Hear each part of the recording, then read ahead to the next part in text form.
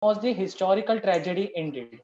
The 26/11 attacks were a series of terrorist attacks that took place in November 2008, when 10 members of Lashkar-e-Taiba, an extremist Islamist organization based in Pakistan, carried out 12 coordinated shooting and bombing attacks for the lasting 4 days across Mumbai. At least 174 lost their lives and more than 300 people were found injured. Many of our brave warriors lost their lives while trying to protect Mumbai. The chief minister of Maharashtra at that time, Vilasrao Deshmukh, had stated that 15 policemen and 2 NSG commandos were killed in the attack too. They were likely Assistant Police Sub-Inspector Tukaram Omle, who had succeeded in capturing a terrorist alive with his brave hands. Joint Commissioner of Police Hemant Karkare, the Chief of the Mumbai Anti-Terrorism Squad, Additional Commissioner of Police Ashok Kamte, Encounter Specialist Senior Inspector Vijay Salaskar, Senior Inspector Sashank Shinde, NSD Commando Major Sandeep Unikrishnan, NSD Commando Havaldar Gajendra Singh Best. On the very first anniversary of the event, the state paid homage to the victims of the attack. Force 1, a new security force which was created by the Maharashtra government, stacked a parade right from the Nariman Point to Chapati. Other memorials and candlelight vigils were also organized at the various locations. So now we also have made a video to pay tribute to our great fighters from our DYP Yusufy family. So I request Harsh to play the video.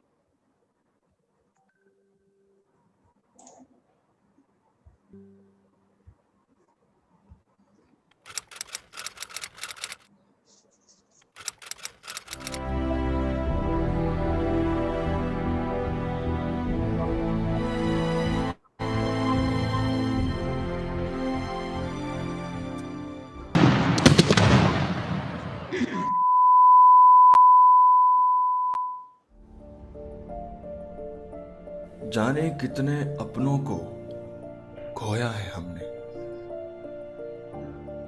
घावों को मिलकर धोया है हमने।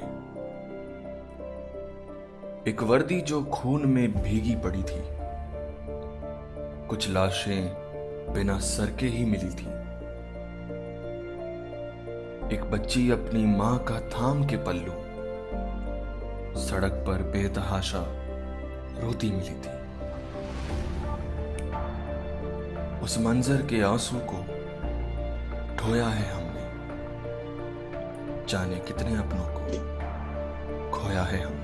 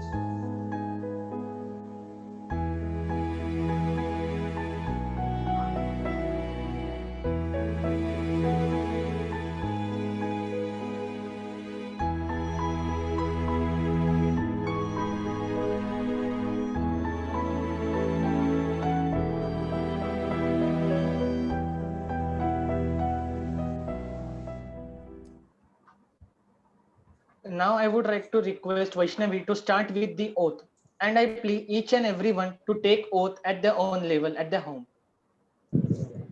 I, I, Vaishnavi Dabharkar, do swear that I will be faithful and bear true allegiance to India and to the Constitution of India, as by the law established, that I will uphold the sovereignty and integrity of India, and that I will carry out the duties of my office with loyalty, honesty, and with impartiality. Thank you.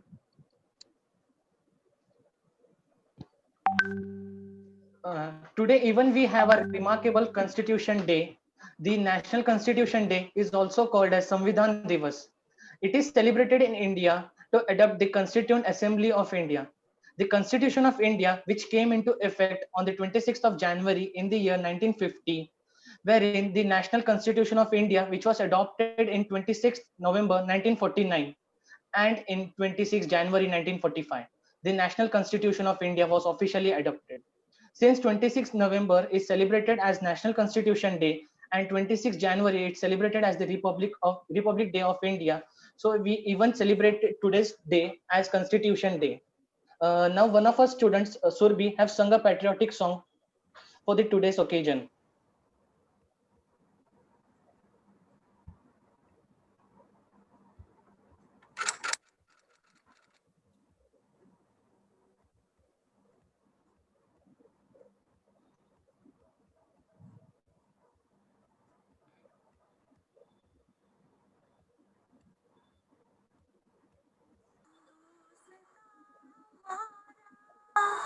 हम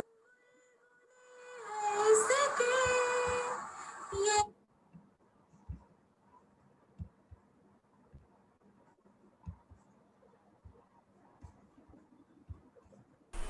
सारे जहां से अच्छा हिंदुस्तान हमारा हम बुलबुले हैं इसके ये गुलसिता हमारा हमारा सारे जहां से अच्छा हिंदुस्ता हमारा हम बुलबुले हैं इसके ये गुलसिता हमारा हमारा सारे जहां से अच्छा पर्वत हो सबसे ऊंचा हमजा आसमां का वो संतरी हमारा वो पासवा हमारा हमारा सारे जहां से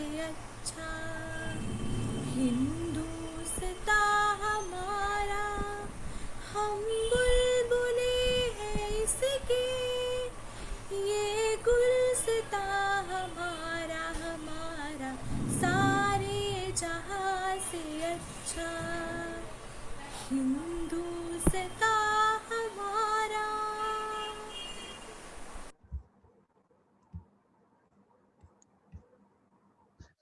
Now I would like to request our principal, Dr. Rakesh Somani sir, to express his view for today's day.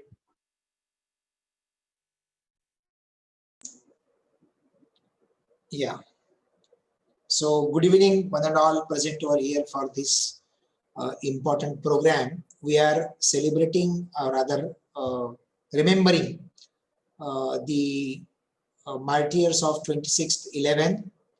Also, we are celebrating the Constitution Day.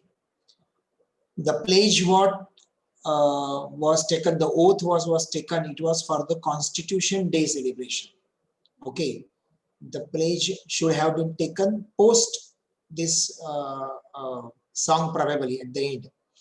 So it's really an irony, you know, where two events are being simultaneously run today. That is a celebration of the Constitution Day, and secondly, the remembering the martyrs of 26/11.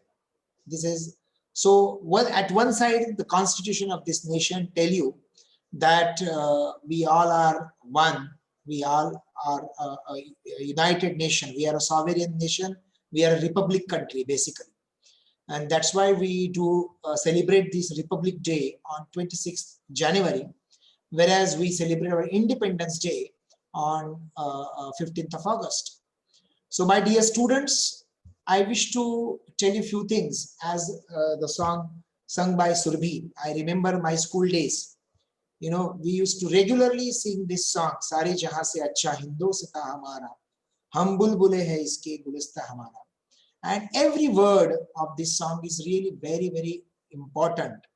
that this entire nation, which is itself is a cosmopolitan, multi-religion and as diverse as possible. Probably we are the only country on this earth that we are very diverse in terms of language, community, caste, creed, region, religion, etc., etc. And this diversity is typically a great value for our nation.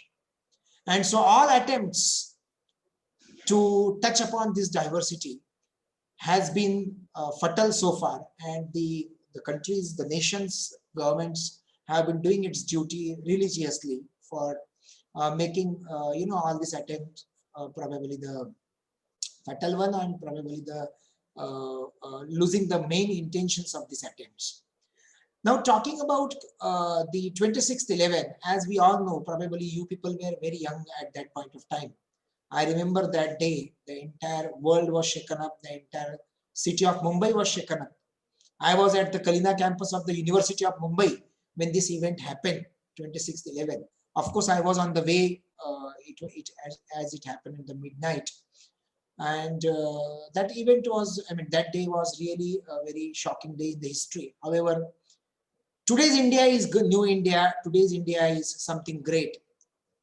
Today's India is taking all these elements of the nations which are against the nation on the horns. And we have seen several attempts by the government of India, where those who are playing with the sovereignty of this country have been tackled very intensively, very determinantly by the government of India. And we are really proud that this country is doing progress in all the field without compromising on the defense part or safety of this nation. And you people are the future of this country, and that's why you should understand the every aspect. That's why civics, when I say civics, probably you must have put civics into your schools as an optional subject, but as a citizen of this great nation, everybody has to learn civics and everybody has to understand civics. So 26/11 is a very important day in terms of constitution, celebration of the constitutional day, also very important in terms of this remembering our martyrs.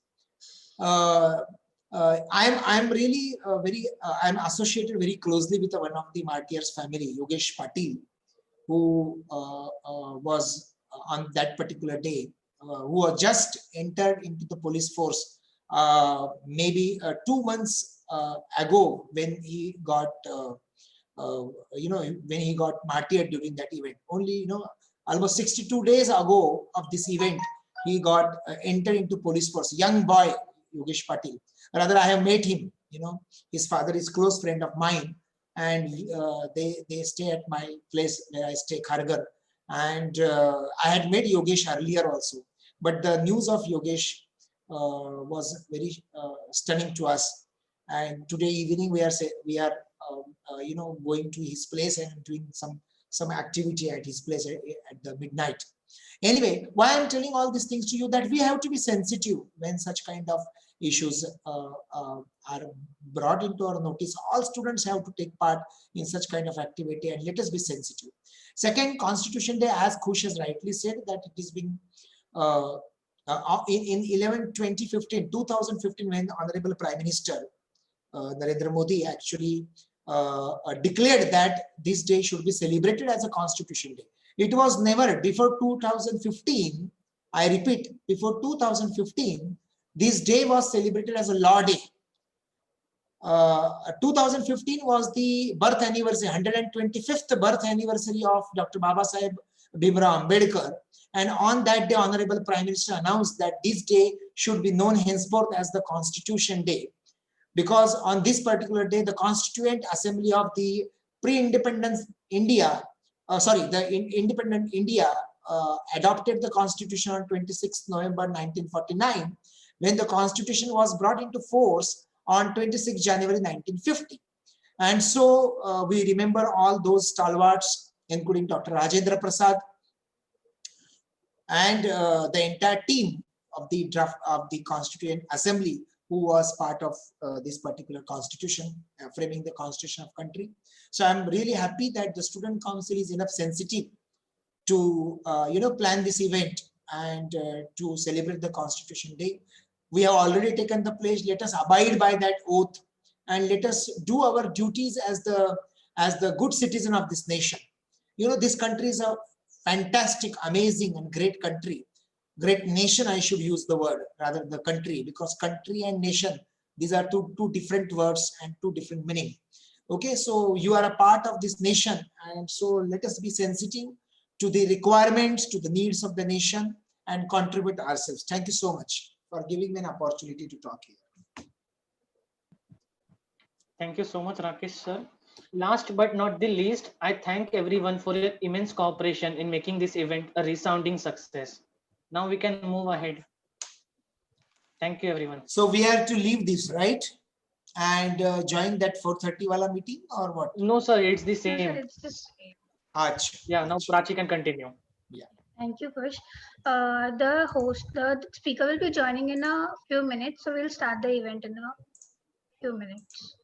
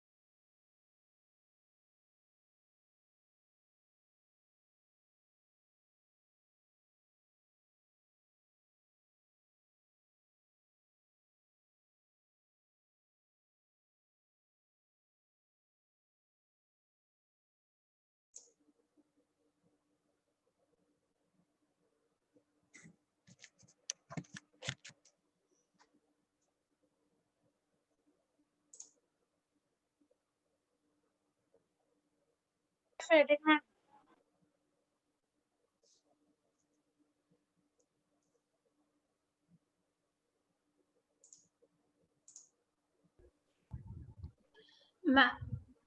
will be joining in next 2 minutes, so we'll start once as soon as the ma'am joins.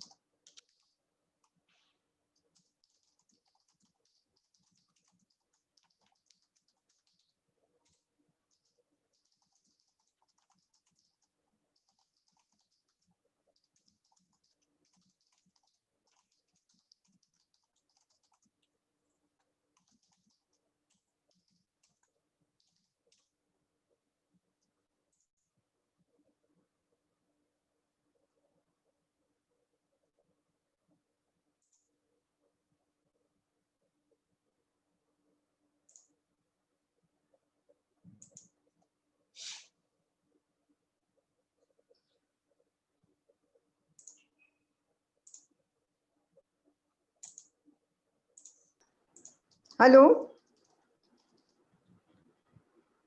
Hello. hello, yeah, Yes, ma'am. yes. So we'll start now. Okay, so the slide sharing, I mean, the movement of the slides you will manage there. Sorry.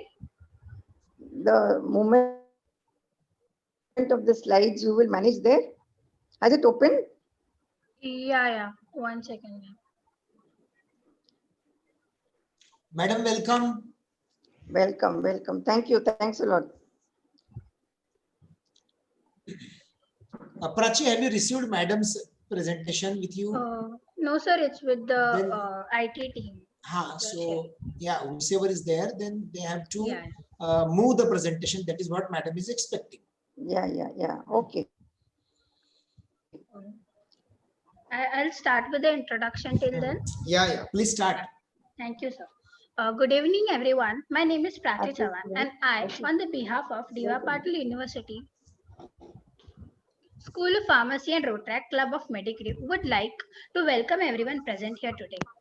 To keep the body in good health is a duty. Otherwise, we shall not be able to keep the mind strong and clear. So, we have organized an webinar on lockdown health and COVID awareness. Attendees will receive e-certificates after filling the feedback form. Before we start the event, it's a humble request to everyone to switch off their mobiles and mute the microphones. You can unmute yourselves when you have to speak. If you have any questions, you can put it in a chat box. The questions will be asked by the host to the speakers at the end of a session. No, that will be Now, automatic. over to you, Ria. You can share the screen. Then you can go. When I start. Okay, so now I would like to welcome the principal of the D.Y. Patil University School of Pharmacy, respected sir, Dr. Rakesh Samani. I would request you, sir, to share a few motivating words with our attendees. Over to you, sir. Yeah. Thank you, Rotarian Ria Agarwal.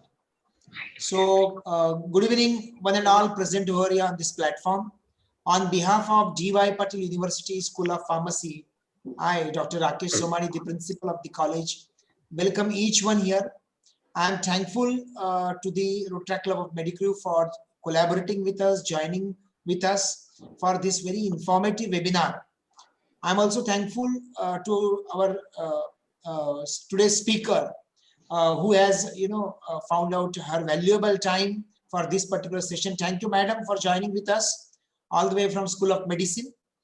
And I am also thankful to all the speakers, all the attendees here, the entire student council of D.Y. Patil University School of Pharmacy. The topics selected has been really a very relevant topic at the present. And I think such kind of topic should, discussion should always happen in due course of time. And I'm sure, and I look forward that Rotaract Club will be joining hands always with us for doing such kind of activity. Thank you so much once again, and I welcome each one who have joined this platform all the way from different corners of the country. Thank you. But they'll be able to move. Yeah, over to you.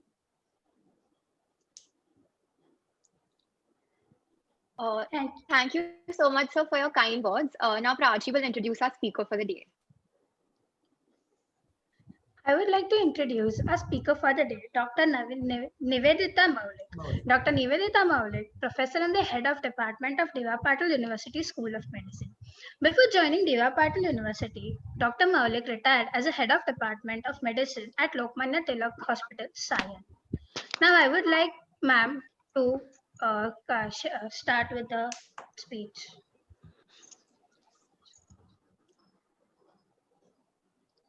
Good Ma'am, evening. Yeah, ma'am, you can share the screen. I need to share the screen. Okay. Just a Yeah, minute. yeah.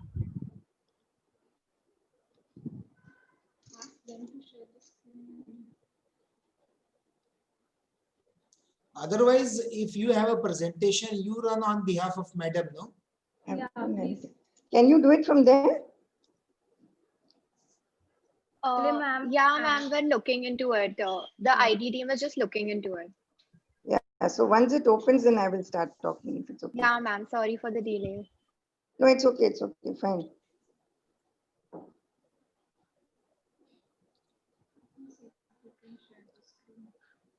But it's not stored on my thing.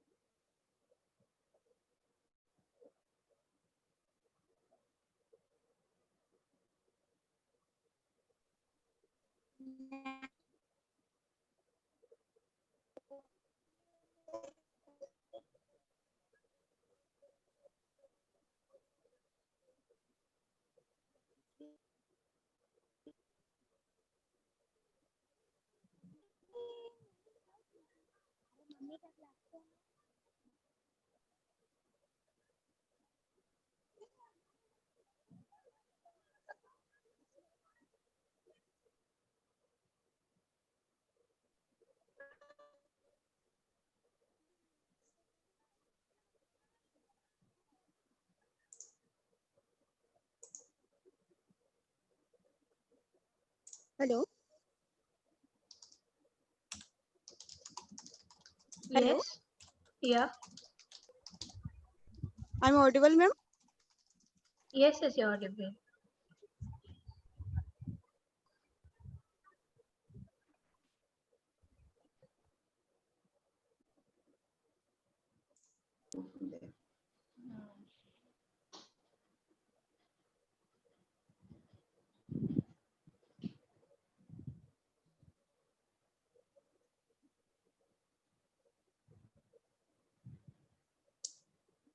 What's the problem with whom the presentation is?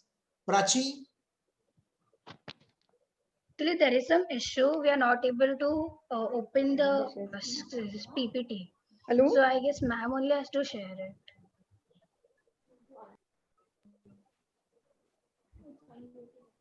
Madam, can you yourself do it? Hello. Hello. Yeah, madam. Can you hear me? Yes, madam. Okay. Can I share the screen now? Please share that. Or are you able to do it from there? No, ma'am, we are not able to do it. There's some glitch, so you have to share it.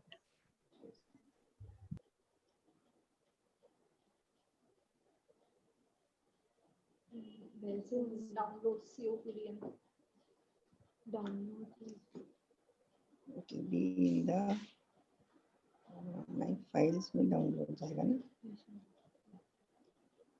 ये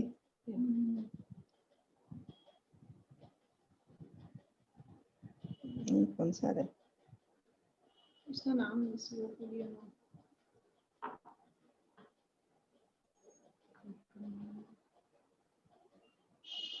ये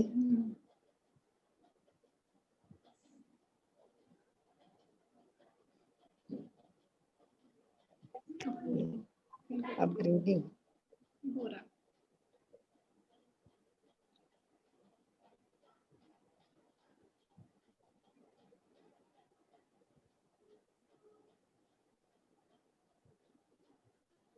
how do I move it then?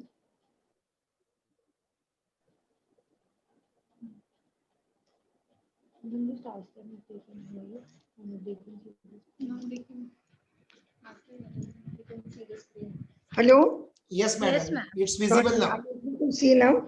Yeah, ma'am, we can see. Okay, sorry for the delay. Good evening and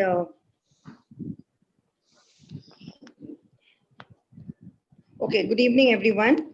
I'm really grateful to the principal, Dr. Rakesh, also Dr. Praveen Nayak, Sakshi, all of your team for having invited me to this, to give you all a talk, and also the members of the Rotary Club. It's also an honor for me. I've been in DY Patil for about 2 years. I've not interacted with many of the pharmacy group, but this is a way of interacting, and I hope I'm able to fulfill what you have all set out to be. So since we are in COVID times, we will talk a little about what is COVID, what is chronic obstructive lung disease, what is lockdown and what is its impact, and how do we manage chronic obstructive lung disease. So with this, you've given me a time of 1 hour. I'll try to be as slow and clear, but if I leave time, we can have some discussion because we could have some interaction with the students. So India has 18% of the world population, but 32% of the global health burden of COPD. Now, what is COPD? Is basically a chronic obstructive airway disease. So we have asthma and we have COPD. For us clinicians, asthma is a reversible airway disease. Once it becomes irreversible, it comes into the domain of chronic obstructive pulmonary disease, where there is no much element of reversibility. So both these illnesses, chronic obstructive and asthma, are also responsible for major of the respiratory diseases. And even the loss of daily living is predominantly because of this illness.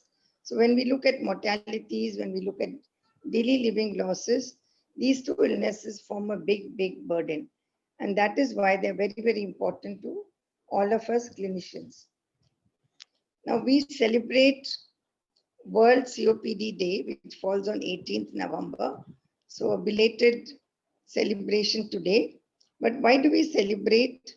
Is basically to create an awareness about these illnesses.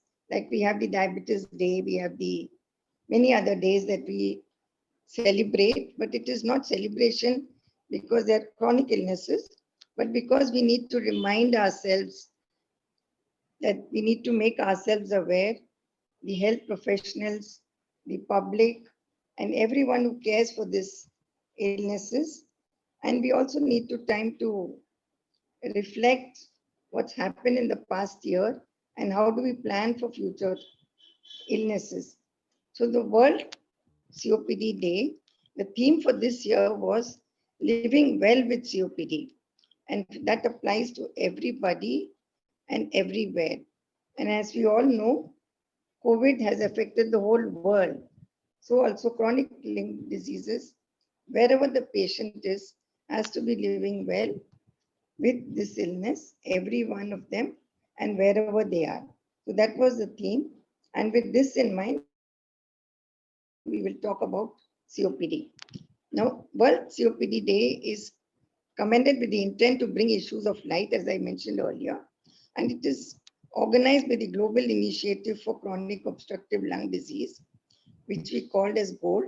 And GOLD has laid down certain guidelines for COPD management. And those are the ones that we really follow. So this applies globally, that we celebrate a day, bring out the issues, reflect and plan for future activities on this particular illness. What exactly is chronic obstructive lung disease? It's called a COLD, or it is called a COPD.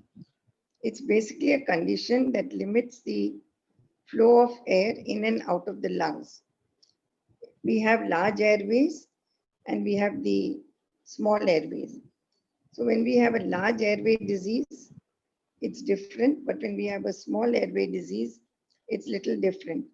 And two elements of chronic pulmonary disease are chronic bronchitis and emphysema. What do I mean by bronchitis? It's a small airway disease. And what do I mean by emphysema? It's the air sacs in the lung. So when you have diseases involving these two, there are certain clinical features that differentiate between the two. But at the end of it, the bronchi and the air sac form one unit where there's airflow going in and out, and also that diffuses into the circulation. So that is called as chronic airway disease, which under the umbrella of which comes chronic bronchitis and emphysema. What exacerbates COPD is certain weather conditions, air pollutions, which we are seeing nowadays in Delhi, and we are looking at it very, very closely. But the biggest risk factor is smoking. Though we all know that smokers are aware that it is an illness that can affect their lungs, but it is something that they cannot really give up easily. So once you take up to smoking, you really are addicted to it. And we have to look at youngsters who are hooked on to smoking nowadays and try to prevent them from becoming chronic smokers. Besides smoking, pollution that is there, both indoor, outdoor, is very, very important in causing chronic lung disease. Most of us in India believe in agarbatti and many other things. We have scented agarbattis and salt, which we use during all our religious festivals, be it Diwali or anything else.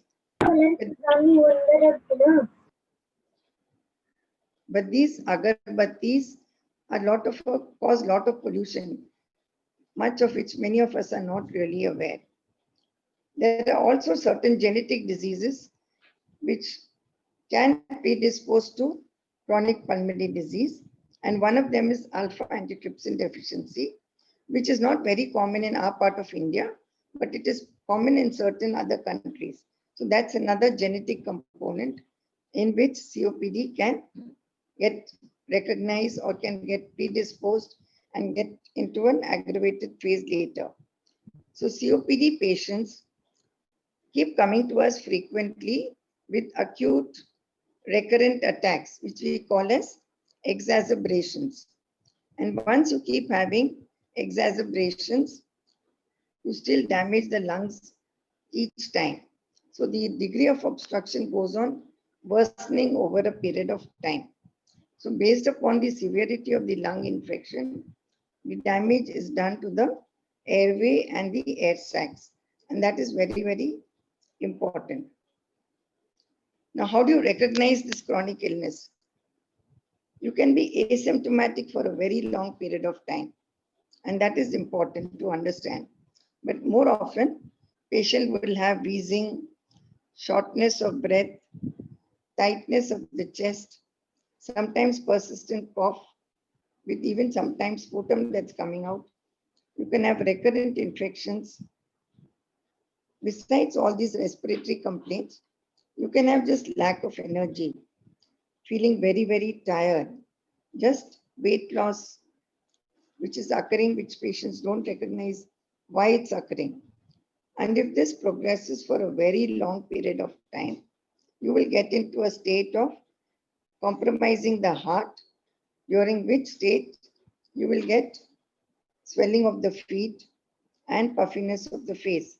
Those are late stages, but that can occur when the lung infection, which is very long, starts burdening the heart, which we call as cor pulmonale. So severe tiredness is very, very important. What is the implication of tiredness in today's world is it was also a very common symptom of COVID disease, the present illness that is going on. So in COPD patients, it becomes difficult to recognize whether it is a component of COPD or it's a component of the COVID infection.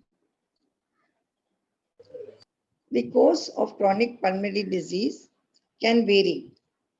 If you get recurrent infections more frequently, the worsening will occur more quickly. But even if there aren't any infections, it varies and it changes over a period of time and it worsens with age. So the elderly you are, the longer the duration of illness that you've had, the longer you've been smoking, the severity of your COPD will go on worsening. So if you continue to smoke, but if you decide to stop after a period of time, the course is halted. It may not revert back to what it was earlier, but it definitely prevents the further decline in your pulmonary function tests. And that is very, very important. So the course can be acute exacerbations recurrently, or it can be a chronic stable course, or it can be chronically declining in your pulmonary function test over a period of time. So the greater exposure to your triggers, the worsening will occur. And as you age, the component of chronic disease will tend to worsen. So age is important and your pulmonary function tests decline over a period of time. Now, if we look at the chronic obstructive lung disease, there is something which triggers, there is something that causes inflammation, there is something that causes an oxidative stress, and then there are certain enzymes that activate and damage the cells, right? So over a period of time, there is a role for inflammation, oxidative stress, proteolysis, and so on.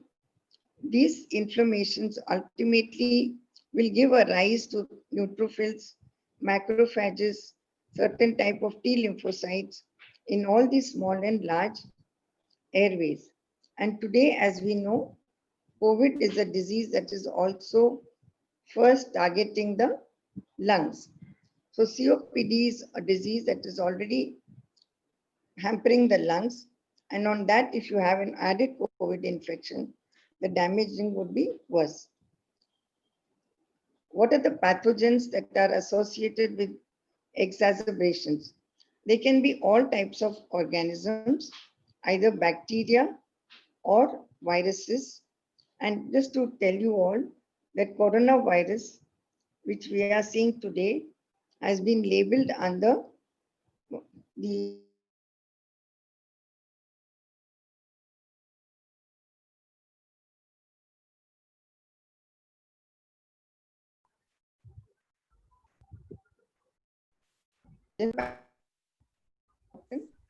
that corona is a pathogen that can aggravate our COPD.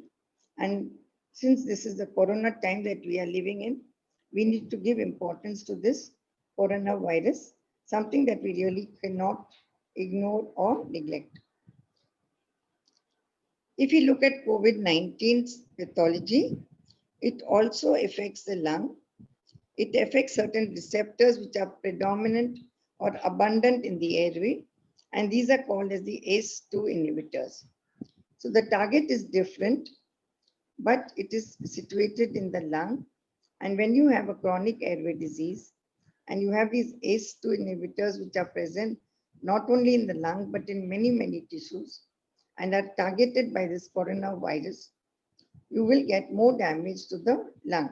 Just to put it simply, I'm not going into the detailed pathophysiology of this COVID-19, but to tell you that these ACE2 inhibitors are present not only in the lungs, but in many other tissues in the body.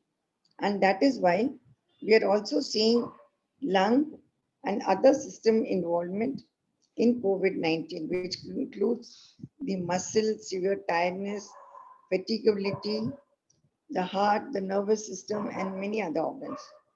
So kidney also gets affected because ACE2 inhibitors are targeted. So in COPD, you have the lung involvement, which later affects the heart. In COVID, you have the primary lung involvement, but many other tissues that are involved. Right. So as I said, the ACE2 inhibitors are targeted by this COVID-19 virus, and they cause a chain of reactions in which it leads to something called as microthrombi, also leading to a picture of pneumonia in the lungs, which can become a mild to a severe infection. So there are multiple organs which are involved, but in the lung, you get either an infection of pneumonia type, or they develop microthrombi and later thrombotic infection. So we are seeing pulmonary embolism and other thrombotic events in the lung. As I said, ACE2 expression is seen in the small airways, which is more in smokers. And as I said, smokers have been found to have more COVID-19 severity, and also they are the ones who develop severe chronic obstructive lung disease. Now, how does COPD increase the risk of severe COVID?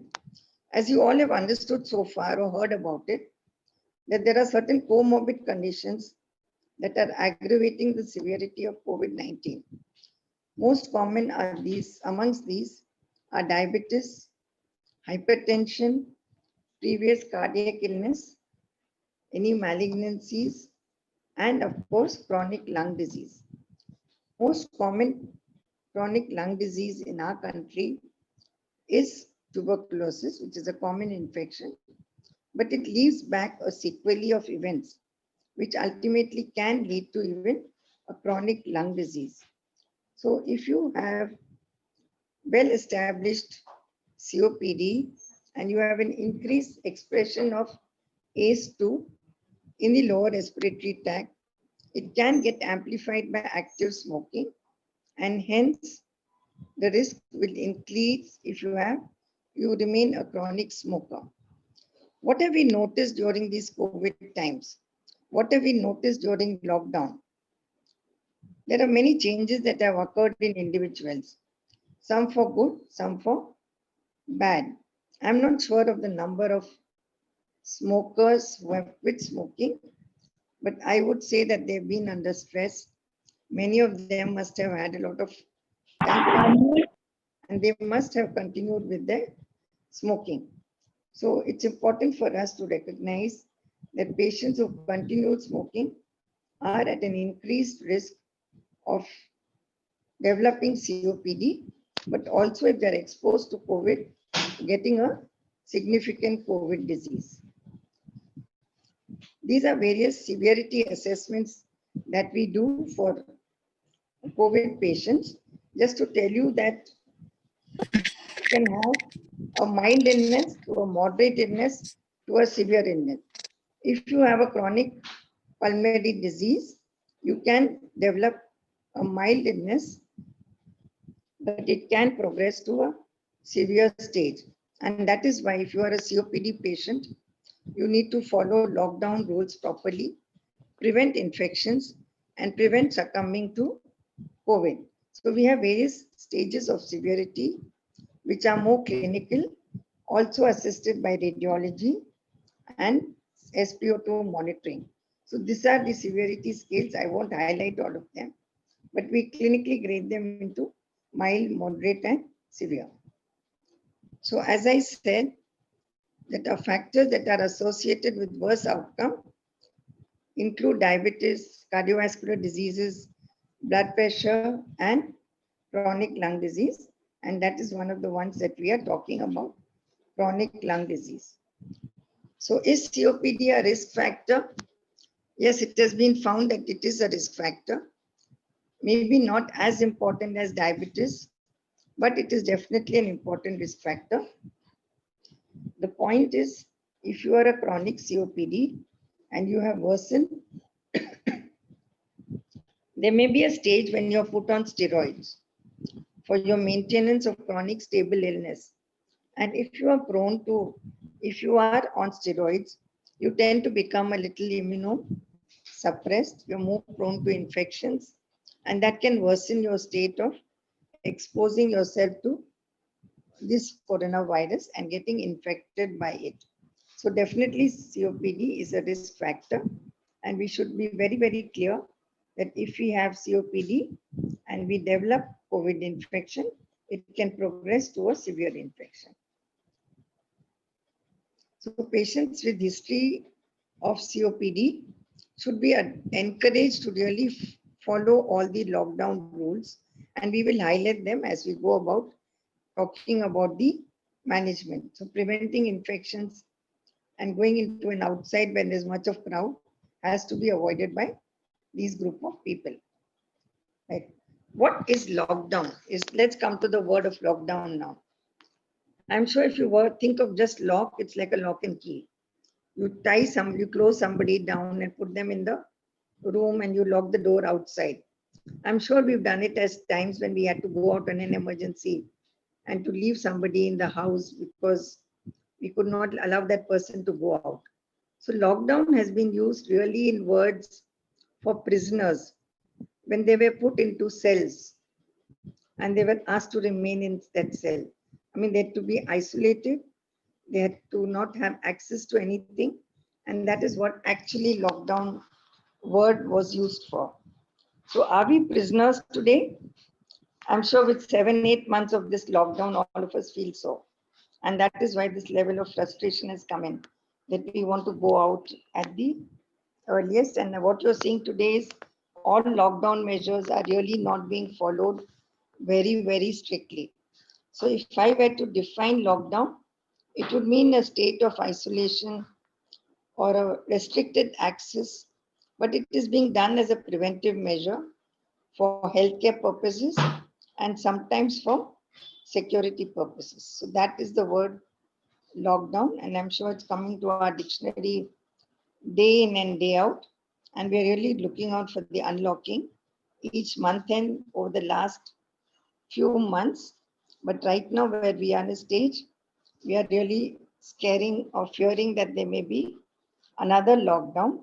And hence, it's important for us to understand that what we followed very, very strictly in the earlier part has not been very strictly adhered to, and maybe we'll have to take much more strict measures. So let's look at what lockdown has taught us. If we look at the barriers to prevent COVID pandemic or to prevent care of patients of COPD, we had to see that there were a lot of, normally what would we be doing to a COPD patient? We would be seeing the patient every few months, calling them to the clinic, assessing them clinically, doing certain parameters of spirometry or pulmonary function tests, evaluating what their status is, studying how compliant they are with therapy, and then making a plan for the next few months again. What has happened with COVID lockdown is patients are scared to come to the hospital. Even if they have to come, they don't want to come. They want to wait. So the visits have decreased. It's only coming to the hospital for an emergency purpose. If you do a virtual care for them, there are language barriers. There are, patients in India feel that they have to have this healing touch. They need to be touched, to be cared for. And if you don't do that, they feel that they've not been treated completely, or they've not got their treatment the way they actually demand or they've wanted. We are not able to actually use much of their technology, and we cannot really look into patients who are old, have eye problems, and have hearing impairment. So virtual calls is also having its own problems. So we would like to give COVID care, but because of this lockdown, these were measures that were resorted to, but they have their own limitations. Right. What was the experience of patients who underwent lockdown in these recent times? This has been a study that was done actually in the earlier part of lockdown, and many patients were able to manage themselves quite well. Only about less than 18% or 19% felt worse from the point of view of their lung disease or their general health. So if they had actually followed lockdown, they were compliant with their therapy, with their inhalers and whatever were the other comorbidities, they could manage themselves fairly well. It's only that in some patients, they reverted back to where their stages were before lockdown, in the sense what their uh, LFTs were abnormal, PFTs, sorry. The pulmonary function tests that had worsened over a period of time remained stable in most of the patients, but the orange one tells us in how many of them it worsened. So if you see, it's not a very big number. So is it a natural progress or is it because of lockdown? Let's understand that people were locked in a room. Some had an exposure to outdoors, some did not have an exposure. And most of them, even if they had an exposure to outdoors, would not go so for fear of getting infected, either from their neighbors, their friends, to the extent that even meeting people was not being done. So it was not only a physical distancing, it was also a social distancing. So it was not only the physical part, it was also the mental health. So our mental health drives a lot of our immunity. And hence it's very important that if we are physically bound down, but our mental health is good, we can overcome a lot of these illnesses. And COPD and many other illnesses required a chronic care, but periodic checkups, which are not always feasible at some point of time. So how do we manage COPD is basically preventing exacerbations. And how do we do that? We tell patients, even when there was no lockdown, if you're going to crowded places, wear a mask. But that's not the practice in India very commonly. We advise them to cover the face with a mask when you step out. It will prevent you from getting any infections. Also, exposure to cold, cough can be curtailed. You need to hydrate yourself throughout the day. That's very important, because all the sputum or the mucus should not get dried out, because it then becomes very difficult to cough it out. And hence, the advice is to hydrate yourself, relax, reduce exposure to any kind of smoke, keep your indoor area free of dust, pet handlers and all that is there, or pet danders that may be there at home. Your pets, etc., take good care of them and avoid all crowded places. But in a lockdown, when there were not many open places or there were not many rooms to a house, they all became crowded into one room, and it did become a point of contention in certain places, may not be in all the houses. Right. So it is found, if you look at young smokers, many of them smokers didn't have jobs, or they had their own flexibility of time. They were not going on a definite routine of going for work.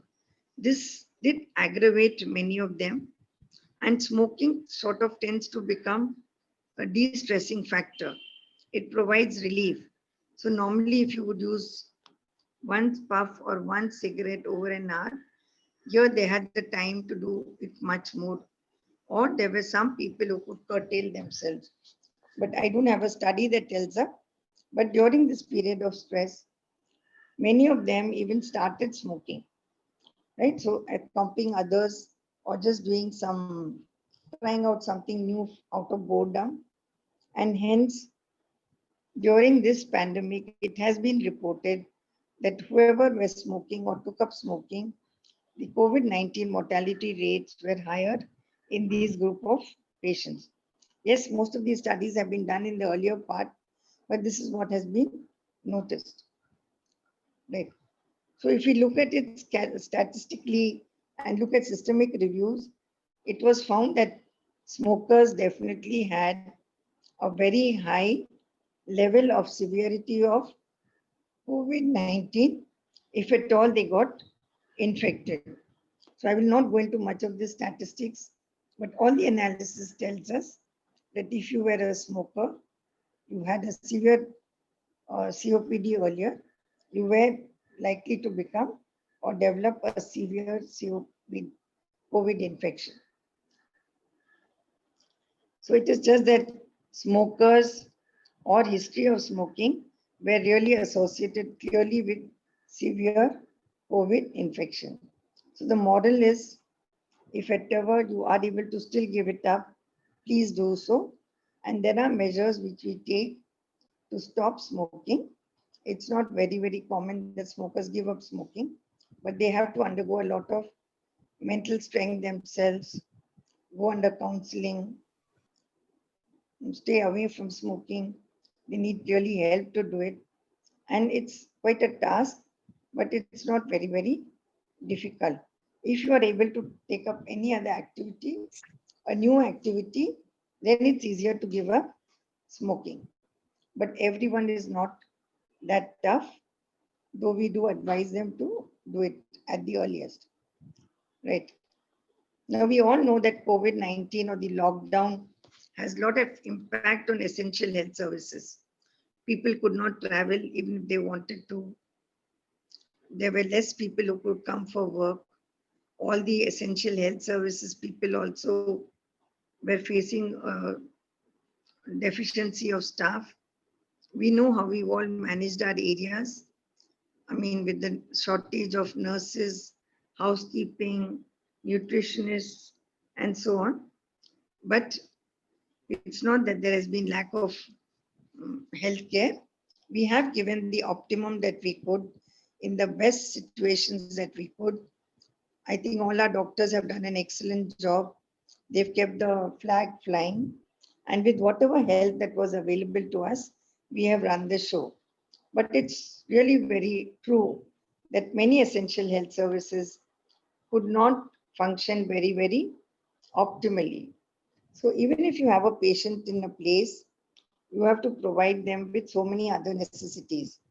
We have been able to manage it outside to a great extent, but there were a lot of problems of essential health services, though we must say that everyone has done the very, very best to the best possible, and there's nothing to take away from any of the people who have continued to work during this pandemic, exposing themselves and their families to this COVID risk. As I said, COVID-19 has had an impact on COPD itself. COPD worsens COVID-19, and we really don't know what COVID-19 has done to these patients. We do know that a lot of patients are still complaining of weakness, tiredness, shortness of breath. They've not got back to where their pre-COVID status was. Some of them, majority are recovering very well. Some who required ICU, ventilator therapy are taking a longer time to recover. And we hope that they would recover soon. But it has been an impact. The levels of measurement of PFTs over a period of time will tell us how bad it has really been. So we need to tell our patients on discharge that you need to follow up after a period of some time. Remain quarantined at home for some time. Once you're okay, get back to your daily routines in a limited way, in a stepwise fashion. And over a period of time, another few months, if you're not able to get back to your normal routine, you need to come back for a follow-up get investigated and get further treatment if required. Right. What is the differential diagnosis of COVID-19?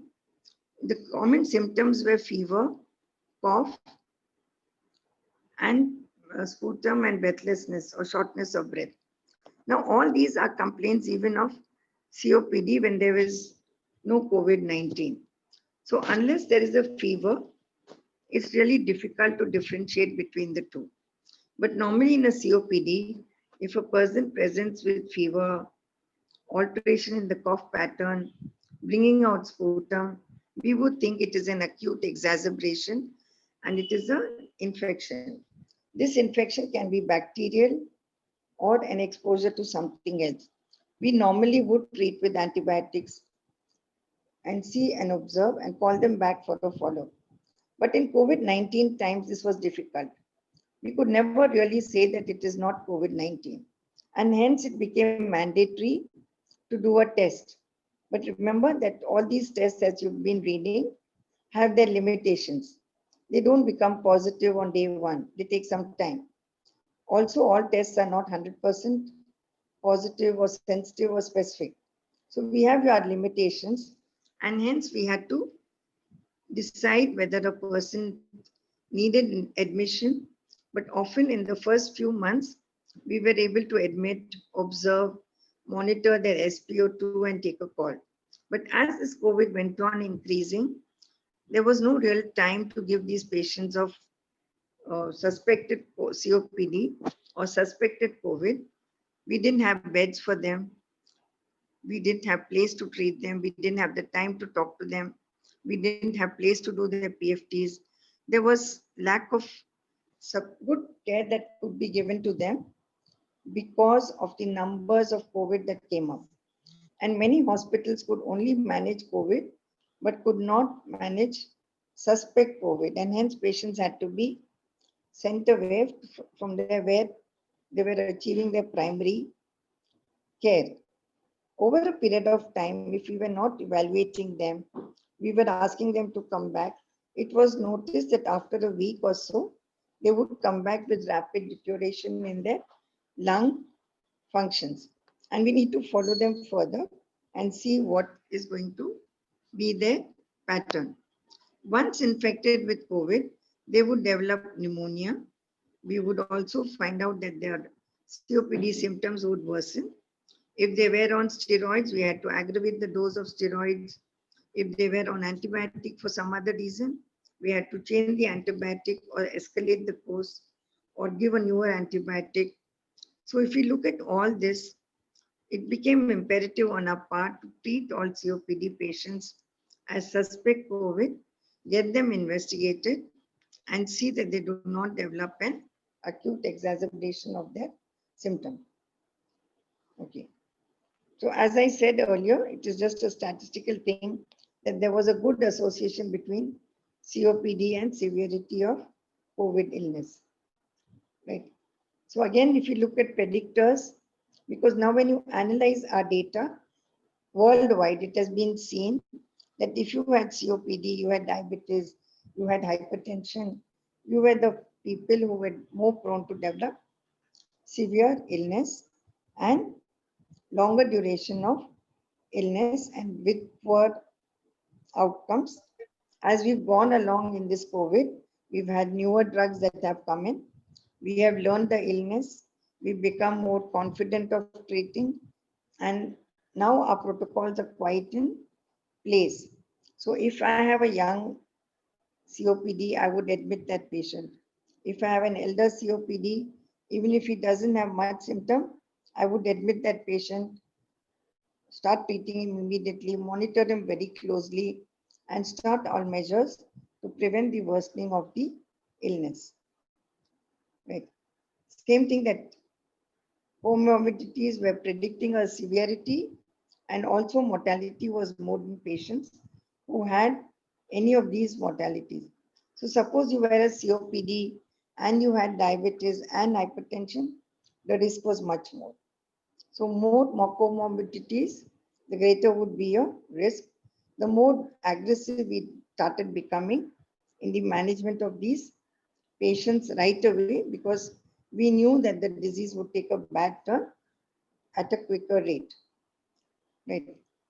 So what has been the impact? All kinds of pulmonary function tests that were really being done to diagnose COVID, I mean COPD, were avoided initially among patients if there was respiratory tract infections. It would be wise to actually avoid PFTs for a longer period of time, because we didn't have facilities to even isolate and do PFTs in separate rooms for patients. So all our PFTs were put on hold. We could not really, the pulmonary function test or PFT is done with the help of a spirometer, and it requires a patient to come into the hospital, be prepared for a spirometer. It's an instrument that you would use where you take in a deep breath and then breathe out. But we don't have definite spirometer machines for each person. So when we had to follow precautions about managing and doing PFTs, it was done with a lot of caution, and we never really used much of pure PFT to recognize whether the person of COPD has worsened or not. So normally in a patient where you have suspect chronic lung disease, you do a PFT periodically, assess the risk, assess their abnormality, and try to treat them accordingly. So we do anomalies, we would be doing a chest X-ray or a CT chest to find out whether there is some lung involvement before we subject them to any procedure for diagnosing COPD. Right. So as you know that we had to, as part of this lockdown, many things had to be redesigned. Many of our theaters, ICUs did not have a room where you had to don and you could doff out. That is wearing your PPEs under certain areas, in different areas before coming to a patient.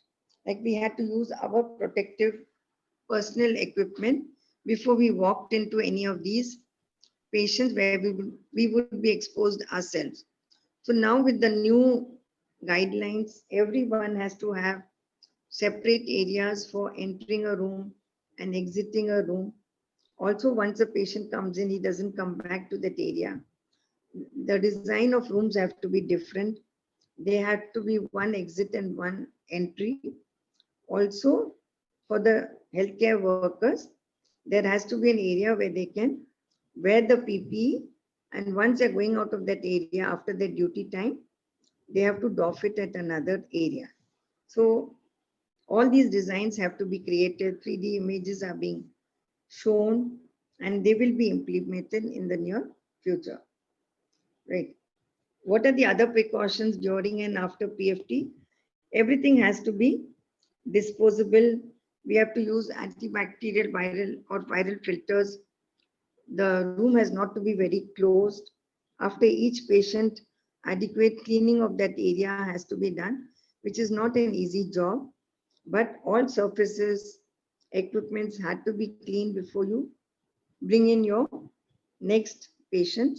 Also, you had to give your appointments at different time space so that you could accommodate a good number of patients. Also, remember in lockdown, many patients could not avail of clinical doctors or clinics they could not come to, and we could not give them appointments.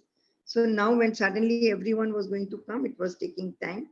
So we had to reschedule everything. Also, we could not be exposed to a good number of patients. So suppose a physician was seeing 12 patients a day, he would limit his activity to few patients a day. That could be 3 or 4 depending upon the time. So COVID patients who had pneumonia had to be given proper treatment, and they have had to have a close follow. So things are changing after lockdown, and we are going to change our practice both in the management of these COPD patients. So as I said, we normally would do, if we were to just find out who has COPD, we would do a questionnaire, send out the questionnaires in a community, find out what symptoms they would have, and then call them to the clinic and evaluate for certain tests. We would need an X-ray chest also before you confirm what the patient has, right? So what is the clinical care challenges that have occurred in COPD patients? That all the algorithms that we had, our protocols that we had of pharmacological management in COPD patients could be applied, and they can be applied now. But with these curtailments in the non-pharmacological management and interventions, this pandemic has given us so many changes that we need to really alter our ways of managing these patients. Though our protocols will be in place, we need to look at many other non-pharmacological interventions that may be of help to us in these patients, right? So now, as we all look at it today, we have to embrace telehealth. We have to look at telemedicine. We have to look at consultations either through a video call or a WhatsApp call or a telemedicine. Most of our patients are old. They may not be able to adapt to it, but we would need the help of relatives, their close ones, who can bring them to us, and so that we evaluate them. In the meantime, till there's a total unlocking that is done, we need to rehabilitate them. We need to at least guide them that they take their therapies properly. And we take on medicine, telemedicine, we get an idea of how whether they are progressing or they are stable. And if they are having any acute problems, we need to talk to them, resort to them, and help them get out of this, because it may not be possible for everyone to come to the hospital immediately unless there is an emergency of it. So COVID-19 has changed our COPD management. As we advise stable COPD patients to maintain their regular therapy at home. Patients of COPD who've been on oxygen therapy at home have been allowed to take it, but then we had to see that they get back their connections. They take protective measures from contacts of COPD. If a person has developed a COVID at home, the other people at home had to take precautions. And if you were a COPD amongst them, you had to take double the precautions. So you had to prevent the risk of infection and try to minimize it to the most that anyone could do. Physical activity is being advised to continue to the best that you can. It keeps your physical health, it keeps your mental health going. It is also a rehabilitation for most of these patients. So considering that there's a high incidence of COVID all around us, we have to take the maximum benefit of this lockdown. I'm sure all of you heard about the various apps that were given as to how manage yourself at home. Learn a lot from these two applications which the government had made for all of us. And these were all lockdown measures that were taken thanks to the government, who's given us a lot of motivation and a lot of help in guiding patients who went home from hospital to manage themselves at home, and not only manage themselves, manage their near and dear ones. So what are the pearls of wisdom? Is that antibiotics are advisable to patients requiring hospitalization, chest infections, and when ventilatory support is given or required. But we do not give antibiotics just by the way if there is a fever. Today, if there is a fever in any patient, COPD or not COPD, we would say it is COVID until proved otherwise. Not to forget our respiratory infections, which can be viral, other viral. We can have our own old monsoon-related illnesses like malaria, dengue, and all. But today, any fever lasting for more than 2 days with any other symptoms should be evaluated for COVID. The I will not talk much about the ventilatory support that becomes important in patients who have high risk or severity scores which are high on CT chest. We need to give them ICU admission. We need to give them beds. We need to give them oxygen therapy at the earliest. And we hope that before we put them on ventilator, we make good effect of non-invasive ventilation to most of these patients, observe them and see how they improve before we really give them invasive ventilation. If it is required, it will be ultimately done, but this is the course of most patients.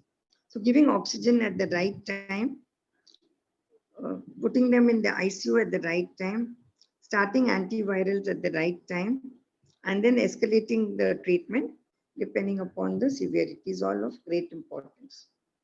Right.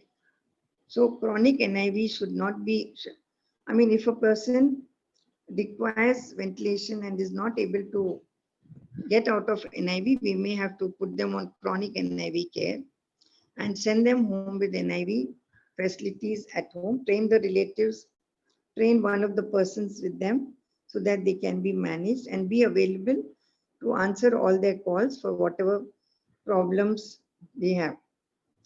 Initially, in the early stages, even getting oxygen for many patients was a problem, and many patients even expired before they reached hospital or availed of oxygen therapy. But over a period of time, that has not been the case. Once you get beds, it's mandatory to start oxygen immediately. And we've gone on from nasal oxygen to face mask to CPAP, to BiPAP, CPAP, and now even high flow nasal oxygen is being available at many centers in the emergency setting itself. So there may be a group of patients who go home and require long-term nasal oxygen or oxygen therapy at home. Those are patients with special care who will need persistent follow-ups, physiotherapy even at their home, and they have to be managed very, very carefully. So in the hospital, in ICUs, having intubation done at the right time, recognizing the need for invasive ventilation has gone a long way in salvaging many patients who even came late to us. So over the last few months, we have become more confident in our management. We've become more confident in recognizing patients who are at high risk, recognizing patients who have comorbidities, and managing them much more better than we could do in the earlier months when we were also learning this illness. Right. So early mobilization has to be done, early therapy. We also need a lot of psychological support to be given to them. A lot of spiritual support is of equivalent importance to patients would be a long time at home with nasal oxygen, and pulmonary rehabilitation is the key to most of these patients recovering. So as I say in many situations, nothing works unless it's a team effort. So if we all work together, we need to screen patients, we need to take care of them, recognize them, help them get a bed when required, have them smoothly through their ICU stay, give them good emotional support, and rehabilitate them back to their family and to their society at the earliest. So care at home could be the best that can be given. Like you can give them oxygen, you can allow them to remain hydrated. You may have to isolate them for some period of time after a hospital stay, but important to maintain your hand hygiene, cleaning, disinfections at home. All these, if they are very ingrained into a COPD person and his relatives, it would be a matter of great service that is being done to these individuals itself. Most of them are on bronchodilators, either through rota caps or through inhalers. Nebulizers were not encouraged in the initial part, but now over a period of time, we have learned that it can be done with a good care, individually isolated, because you can do even your own thing with care if you take proper precautions. In intensive care areas, when the residents are doctors or healthcare providers are in their personal equipment, these things were being done when indicated, but with everyone taking proper care. So even at home, if you are applying any therapy that you are doing, you have to take good care of yourselves. And today the main thing is mask, gloves, hand hygiene, and physical distancing. Right. So there have been many challenges. There have been uh, problems in plenty. I think nothing is without problem, but we have to look at physical distancing. Even at home, you could maintain a distance of about 3 feet to maximum 6 feet while you're talking to your patients. Any healthcare worker had to be protected. I'm sure at all societies now, it's not uncommon that the security guard takes your body temperature. So we've learned to take body temperature. We've learned to detect a body temperature. But remember, even if your temperature is normal, it does not mean that you are not infected. So we have gone on as a screening tool, but we need to protect ourselves. There is a lot of discussion on airborne and droplet transmission. I'm not going into the details, but if you wear a mask, you will remain protected. And if you maintain social distancing or physical distancing, you will make it. All healthcare workers should be using that N95 masks, especially when you are in an area where COVID is around. But even if you're not wearing that N95 mask, elsewhere you must be wearing a mask, because we'll have to presume that everyone around us is infected unless proved otherwise. So also remain in a healthy ventilated room. If you have, you can also get this illness through various surfaces and all. But today all that has become limited. The main way that we have to prevent ourselves is by using a mask by the respiratory way. And that's of importance to us. I'm sure we've all learned in our lockdown. But as humans, we tend to be very motivated in the beginning. In our life, every time it starts with a big bang, then we plateau down, and then we decline. So I think we are all in the plateau phase. If we are not in the declining phase, if we are in the declining, we have to come up, come to a plateau level, rise up again. So COVID-19 is a growing concern in patients with COPD. However, with proper mitigation efforts and appropriate inhaler therapy, COPD patients can be protected from these severe complications during this pandemic. And if we are aware of all our lockdown facilities, I'm sure we will be able to continue the way that we are doing. I think I'll stop here. That the impact of the pandemic has been felt by all COPD patients. Face-to-face clinic visits were not feasible, but are getting back to normal. Patients who were not wanting to come to the hospital are doing so, but they also have this fear of getting an exacerbation. The long-term effects of this disease will have to be measured and studied over a period of time. But as of now, if we follow lockdown measures, I'm sure we will be able to do justice to ourselves and to everyone near and dear ones. I thank you all for listening and for your kind attention. And I thank you once again for all your, for giving me this opportunity. I thank some of the departmental people, Dr. Prachi in particular, who's helped me make all this material. I'm sure there was some problem getting it across, but I hope everything that starts with a glitch ends properly. Thank you very much again. Thanks. Thank you so much, ma'am, for that lovely session. It was highly comprehensive and you explained everything so well and in detail. I'm sure it helped all of our attendees a lot. Over to you, Prachi. How much time did I take? Moving on, if anyone has any questions, you can put it in the chat box, ma'am will answer. 45 or more? I was given 1 hour. I hope I'm within the time that you had allotted, including all those glitches in the beginning. Yeah, Yes, ma'am, it was on time.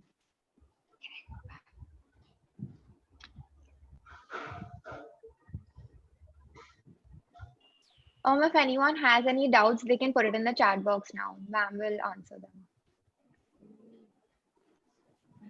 I go to Zoom. One second.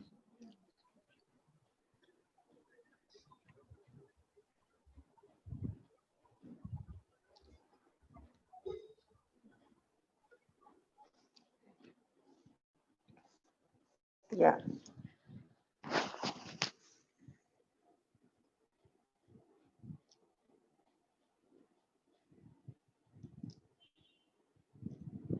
I hope I was clear or you've understood it.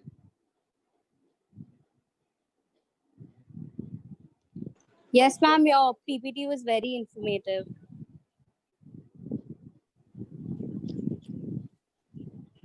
I would request the host to open the everyone chat so that the questions are visible to everyone. It's open. I'm guessing.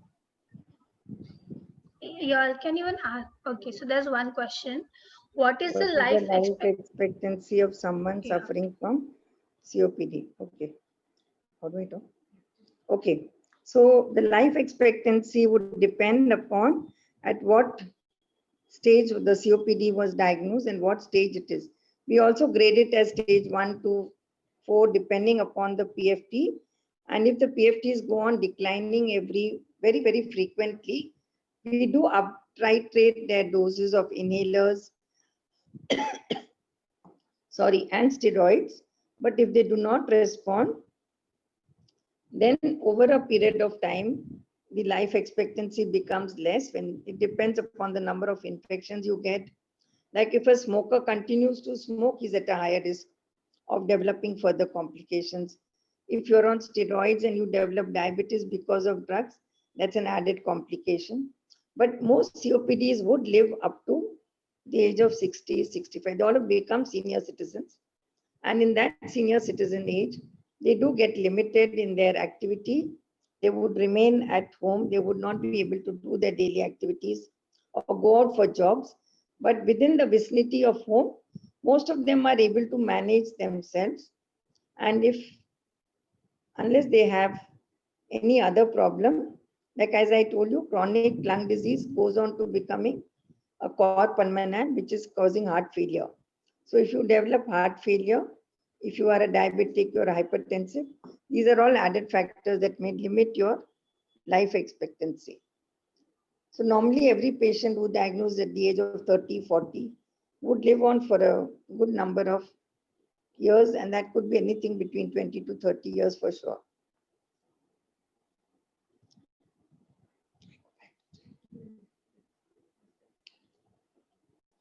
Any other? Ma'am, there's one more question. Yes. Which food may be beneficial for recovery? Sorry? Which foods may be beneficial for recovery? Okay. There's nothing like a separate food, but anything that improves your immunity. And I'm sure that you're all listening to foods all around you. See, when anyone is asthmatic, there are triggers that aggravates their asthma. And that could be a food item to an allergen to anything. So you could be an allergic to anyone, a dust, a pollen, a food grain. So there are many things. If you believe in your homeopathic, Ayurvedic, they try to classify you as per your body composition into various things. We do not advise anything in particular unless you're allergic to something. But a healthy diet, you need a lot of proteins in your diet to maintain your muscle mass, because over a period of time, you tend to become sarcopenic, in the sense your ventilatory rates, your respiratory rates goes on increasing, and you'll start using all your accessory muscles of respiration in action to overcome your obstruction. So you would be losing weight, you'd be feeling fatigued, you'd be feeling tired. So lot of hydration, lot of liquids, it could be a protein liquid, and do not take too much of salt and because it tends to lead to sort of salt retention. So when you start getting swelling on your feet, we tell you to limit salt. And salt can be in various forms, right from your breads and papads to pickles and all your processed food. So those are avoided. So basically, home food, good protein is adequate with a lot of hydration that keeps you going. We also tell you to take care of your vitamin D, vitamin C, as we are doing nowadays in COVID times. So those are elements which are of importance for maintaining your good systemic health. So your hemoglobin has to be good, your liver functions have to be normal. So depending upon what other illnesses you have, so we would not advise you to have cold food day in, day out. Once in a week, cold is okay, but warm water, gargling, breathing exercises in the morning is what is all important. Add it to your normal foods, unless you're allergic to any one item. Okay, does that answer it? Yes, ma'am. There's also one more question. Are asthma and lung cancer patients more prone to COVID? As I said, asthma ultimately leads to COPD. But if you are an asthmatic and you're well controlled, and see, asthma is like you get an infection, you get an attack, and it reverts back to normal. So it's reversible. But if you get it recurrently, then you start developing an element of irreversibility. So if you are an asthmatic, it's not that you're very poor, but because asthma gets seasonal variations more commonly in winter.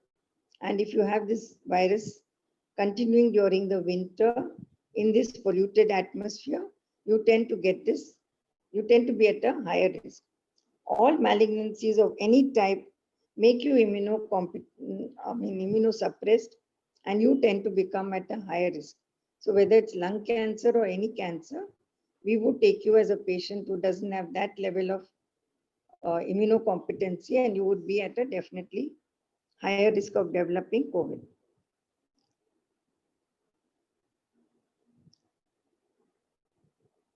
Over to you, Riya. The question. Okay, so thank you so much, ma'am, for clearing everyone's doubts so well. Now, I think Siley has sent in the feedback link in the chat box, so everyone can just fill in that feedback form. Okay, so coming on to the end of this session, I, on behalf of the Rotary Club of Medicrew and the D.Y. Patil University School of Pharmacy, would like to extend a word of thanks to each and everyone present here, starting with our esteemed speaker, Dr. Nivedita Maulik. Thank you so much, ma'am, for taking some time out of your hectic schedule to come and educate us on these topics. The session taken by you shed light on a lot of important topics, the knowledge of which was very essential in a time like this, and helped all of our attendees gain more knowledge and insight on them. We were honored to have you here. Thank you, ma'am, once again for joining us. Yeah, thanks a lot. Thanks again for inviting me. Thank you. Thank you, ma'am. Moving on to Dr. Rakesh Samani. So we were very humbled by your presence here today. Thank you so much for being a part of this initiative and sharing your knowledge and expertise with our attendees. Your presence added so much more value to the event today. Lastly, I'd like to thank all the attendees for being such a wonderful audience, patiently listening and cooperating with us throughout the entire course of the event. Thank you, everyone.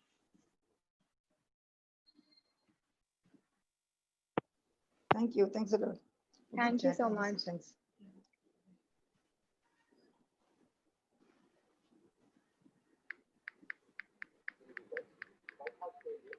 Thank you for joining us today, ma'am. Thanks. My pleasure. Ma'am, I think we can end the session now. It was a very informative. Okay. Thank you, sir. Thanks a lot. Thank Can we you. leave? We can leave the session now. Yes, ma'am.